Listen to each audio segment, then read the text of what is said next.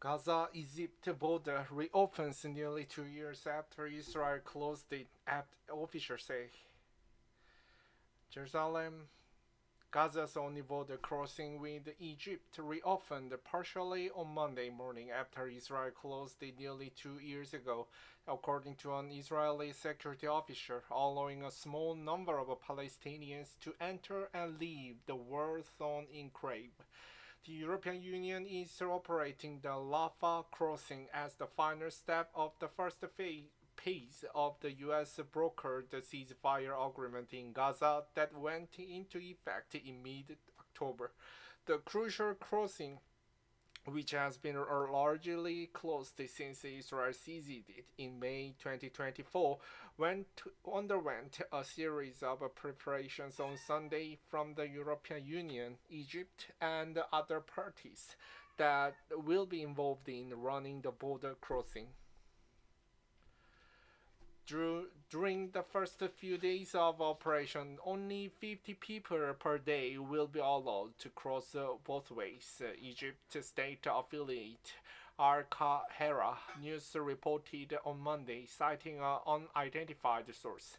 CNN previously reported that the total of the 150 Palestinians will be allowed to leave Gaza through the crossing each day, but only 50 would be allowed to enter.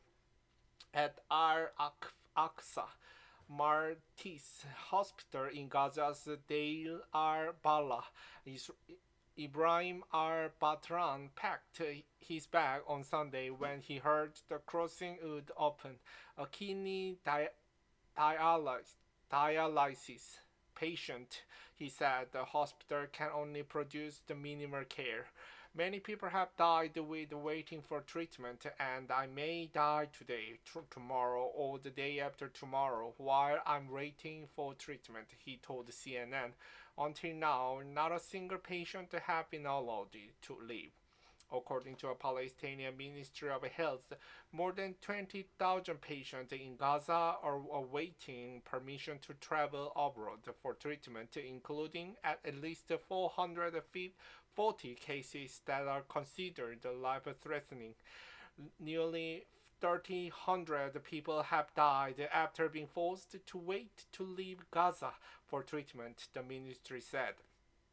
The steep price of passing through the crossing, coupled with lengthy bureaucratic and security processes, mean few Palestinians can realistically expected to leave. Before Israel shut the crossing, some Palestinians have reported paying thousands of dollars when it was open, which few can afford. The full reopening of the Rafah crossing was part of the first page of the U.S. brokered ceasefire agreement that went into effect in mid-October, but Israel refused to open the crossing until the return of all living and deceased hostages. The final deceased hostage, Ran Gvili, was returned to Israel last week. Last week, Israeli Prime Minister Benjamin Netanyahu said the opening would be limited with no passage of humanitarian aid or commercial goods. The return of Gvili and the reopening of Rafah brings to the conclusion the first page of the 20-point ceasefire agreement. The U.S. announced the start of the second page of the agreement 2 weeks ago, when President Donald Trump officially launched his Board of Peace in Davos.